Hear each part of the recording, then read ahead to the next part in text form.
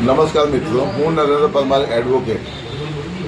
આજે રામદેવપીર ટેકરાના અલગ અલગ સેક્ટરોમાંથી જે પીડિત પરિવારો મારી ઓફિસે આવ્યા છે તેમની વ્યથા આપણી આગળ રજૂ કરવા માગું છું અને હવે ભવિષ્યમાં આપણે શું આયોજન કરવાનું છું તેનું પણ હું જાહેર કરવાનો છું. આજે પીડિત પરિવારમાંથી રામદેવપીર ટેકરા સેક્ટર 5ની અંદરથી ભાઈ, તમારું નામ? નરેશભાઈ કાલિદાસ રાઠોડ. મારું નામ નરેશભાઈ કાલિદાસ રાઠોડ છે અને 8મા મહિનાથી હું ધક્કા ખાઉં છું. મને ચેક પણ નથી આપતા, ટોકન બી નથી આપતા. ગઈ 23 તારીખે ખાલી 7,000 મને મોકલ્યા, જે મોકલ્યા એ કહું, બાકી ટોકન પણ નહીં અને ચેક પણ નહીં. 7-8 મહિનાથી મારા પૈસા બાકી. હું જ્યારે જાઉં તો કે અઠવાડિયા પછી આવું, 10 દિવસ પછી આવું. હું મહિનામાં 4 ધક્કા ખાઉં પણ મારા પૈસા આજ સુધી આવ્યા નથી. અને મારી પરિસ્થિતિ એટલી ખરાબ છે કે હું મારા ભાડાને મકાન ભાડાના પૈસા પણ નથી અપાય. બોલો બેન, તમે કેમ આવું પડ્યું? સાહેબ, હું 8 તારીખથી હું ધક્કા ખાઉં છું. ટોકર લઈ લીધું પણ મને ચેક નહીં આપતા. કઈ જગ્યાએ તમારું મકાન છે? 1 નંબર ગણેશનગર સેક્ટર બરાબર, 1 નંબર ગણેશનગર.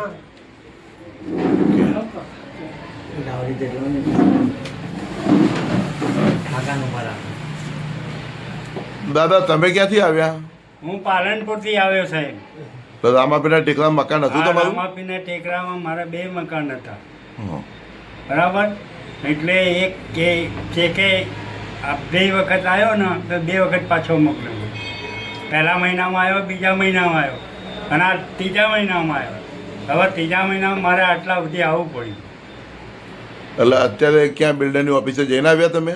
હા, ત્યાં ઓફિસે જઈને આવ્યો. શું થયું સાહેબ? ત્યાં બંધ જ છે, બંધ જ છે. તારીખ મારેલી છે, પેપર લગાવેલું છે કે 11 થી 1 પેપર લગાવેલું છે ખાલી એમને, પણ ઓફિસ નહીં ખોલી. કોઈ કર્મચારી હશે ને ઓફિસના? કોઈ કર્મચારી નહીં, ખાલી ઝાડુ મારવા વાળી બાઈ બેઠી હતી. બરાબર. કે ઓફિસ ખુલે તો હું ઝાડુ મારું. આવો માસી.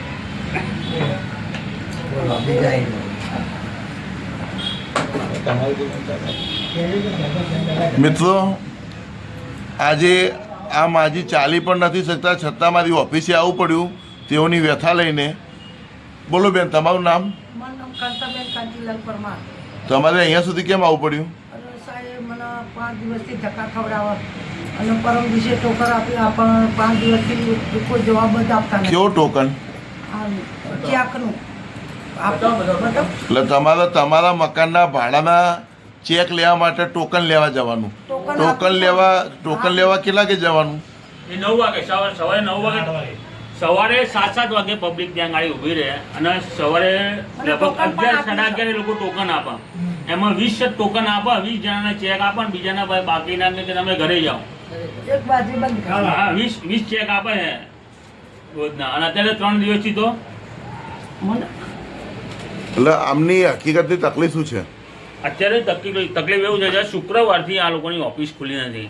શુક્રવારથી કંઈક આ લોકોને કંઈક અંદર કંઈક પ્રોબ્લેમ થયો હોય કે ગમે તે હોય, પણ શુક્રવારથી પબ્લિક 2 વાગ્યા સુધી બેસીને જાય છે અને કોઈ ઓફિસનો કોઈ કર્મચારી કોઈ જવાબ નહીં આપતો અને કોઈ ઓફિસમાં માણસ હોય કોઈ આવતા નહીં.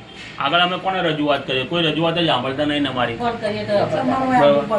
અને એટલે નરેશભાઈની જોડે અમે આવ્યા રજૂઆત કરવા. બોલો મિત્રો, તમારી તકલીફ? મારે બી શુક્રવારને હું રજા પડીને આવું છું ને કોઈ જવાબ મળતો નથી. ઉપરથી અમારે તો નોકરી પર દાડા પડે ને અહીંયા બી નુકસાન થાય તો ચેક કેવી રીતે લેવાના અમારે? તમને કોઈને ટોકન આપેલા છે? હા સાહેબ, મને કાઢ્યું. અને તમે વડીલ કયા સેક્ટરમાંથી આવ્યા? શક્તિનગર. શું નામ આપનું? આપણું કાંજીભાઈ કમશીભાઈ, મકાન નંબર 293. ભાડું જ આવી નહીં 6 મહિના. 6 મહિનાથી ભાડું નથી આપ્યું. તો તમે ભાડા કઈ રીતે ભરો છો? સાહેબ, નોકરી કરી, ધંધા કરી, શું કરે? તમે કોઈ જગ્યાએ રજૂઆત કરી? ના સાહેબ, આજ આવ્યો. બરાબર. તમને કંઈક ટોકન આપેલું? મને આપ્યું ને 21/12 નંબરનો છે. 6 દિવસથી ધક્કા ખાઉં છું હું. 6 દિવસથી ધક્કા ખાઉં, એનો કોઈ જવાબ મળતો નથી. આવીને પાછા રિક્ષા ચલાવીએ, ભાડા રિક્ષા છે, એનું ભાડું. સેક્ટર 1માં 377 મકાન નંબર. મને 6 મહિનાનું ભાડું આપતા હતા. આ વખત 2 મહિનાનું આવ્યું ને પછી કે તમે 3જા મહિને આવજો 10 તારીખે. 10 તારીખે આવી તો કે 5મા મહિના. મારે રોજુ રાખીને છેક સરખેજથી આવવું પડે છે. ક્યાંથી આવો છો બેન તમે? સરખેજ. એટલે રોજા ચાલુ છે એમ ને? આ રોજા ચાલુ છે સર. કેટલા ધક્કા ખાધા? 3-4 ધક્કા ખાધા. મેં આજે આવી મેં કીધું છોકરાઓને કપડાં લાવવા કરા તહેવાર છે તો ના જોઈએ ભાઈ. તમને તકલીફ શું પડી રહી છે? બસ આ ચેક આપી દે ને અમને. સાહેબ અમે ગરીબ માણસો ક્યાં આટલા ધક્કા ખાઈએ ને શું ખાવાના શું દવામાં નાખવાના. મારી પરિસ્થિતિ બહુ ખરાબ છે એટલે તમે કંઈક કરો અમને ટાઈમસર પૈસા અપાવો. બરાબર. અને મકાનના ભાડા તમે ત્યાં કઈ રીતે ભરો છો? ત્યાં આપણે બાબા છે મારો છોકરો છે ને એ સહાયતા કરે. પછી ભાઈ દવા ચાલુ હોય ટીપા ચાલુ હોય. રામાપીરના ટેકરાના રહેવાસીઓ જાગો, હું એ શરૂઆતમાં વિરોધ કરેલો હતો. આજે કયો કમિશન એજન્ટ આપણો હાથ પકડવા આવે છે? રામાપીરના ટેકરાના મકાનો પાડ્યા પછી અમદાવાદ મ્યુનિસિપલ તંત્ર કેમ મૌન છે? આ અગાઉ અમે રજૂઆત કરેલી હતી, કલેક્ટર સાહેબના હુકમ કરાવેલો હતો, ત્યારે ચેક મળેલા હતા. ફરીથી એના એ ધાંધ્યા. શું અમદાવાદ મ્યુનિસિપલ કોર્પોરેશનની ફરજ નથી કે આજે મકાનો ગરીબ માણસોના પાડી નાખ્યા? અહીંયા રહેનારા કોઈ કરોડપતિ નથી, માંડ પોતાનું ગુજરાન ચલાવનાર વ્યક્તિ છે. 12 મકાનોના ભાડા એવરેજ 8 થી 10,000 ઓછામાં ઓછા ચાલે છે. આવી પરિસ્થિતિની અંદર આવા ઘરડા મા બેન દીકરીઓ વડીલો વૃદ્ધો આવા લોકોને આજે સમજો કે મકાન પાડ્યું, 12 મહિનાનો ચેક આપ્યો, પછી 2 મહિનાનો ગેપ પાડવાનો, એના પછી પાછું ખૂબ જ ધક્કાના અંતે 6 મહિનાનો ચેક આપવાનો, ફરીથી 2 મહિનાનો ગેપ પાડવાનો, અને એ ચેક લેવા માટે 3-4 દિવસ સુધી ધક્કા ખાવાના. સવારે વહેલા ઉઠીને ટોકન લેવા જવાનું. તો આ ક્યાંની પદ્ધતિ છે? Ahmedabad municipal corporation slum networking વિભાગ, જો તમે ડેવલપરના દબાણમાં ના હોય તો તમારી નૈતિક ફરજ છે કે આ લાભાર્થીઓને, રામદેવપીર ટેકરાના તમામ લાભાર્થીઓને તેઓના બેંકની અંદર ECS થી પૈસા જવા જોઈએ. ફાઇલોના ઠેકાણા નહીં, એગ્રીમેન્ટના ઠેકાણા નહીં, ભાડાના ઠેકાણા નહીં. તો સરકાર શેની મોટી પોકળ વાતો કરે છે કે અમે વૈકલ્પિક વ્યવસ્થા આપી?